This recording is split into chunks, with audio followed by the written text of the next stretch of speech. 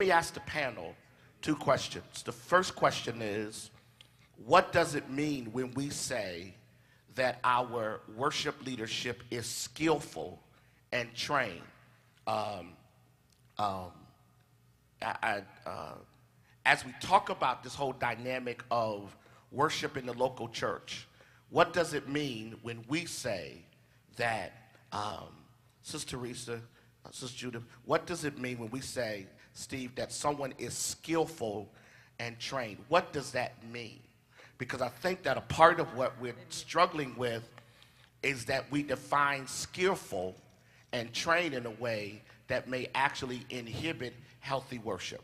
So what does it mean when we say skillful and trained? Everyone can jump. More than anything else, that we're living in a time where people are operating in the house of the Lord and they've never been given an opportunity to know the voice of God.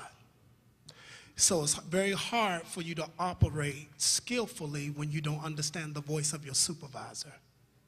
One of the things that I realized as I look back to 1 Samuel in the first chapter, where we see Hannah asking God in the temple to please give me a man-child lest I die. And if you give me a child, I will give the child to serve you all the days of his life. So here you have a woman who has not even gotten pregnant yet, but she's spoken to the destiny of that child. And the destiny of that child is that you will serve in the house of the Lord all the days of your life.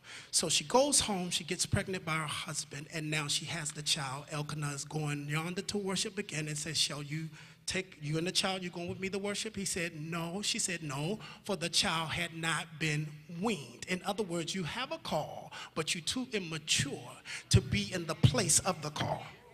After the child is now matured, watch this, a year later, they take the child to the place of service to sit and observe, because you have a call, but you don't know the voice. As he progresses, he has an encounter. In his sleep, he hears his name. And because he's not familiar with the voice, he goes to Eli, the priest, and say, did you call me? Y'all know the story. After the third time, what happens? Eli perceives that this is God speaking. And he said, this time when you hear, say, speak, Lord, thy servant heareth. So now you are finally at a place where you recognize the voice. We have people in operation who don't know the voice because you were placed based on the magnitude of your gifting and your talent minus the revelation for the reason for which you were giving the gifting and the talent. Music is not your ministry.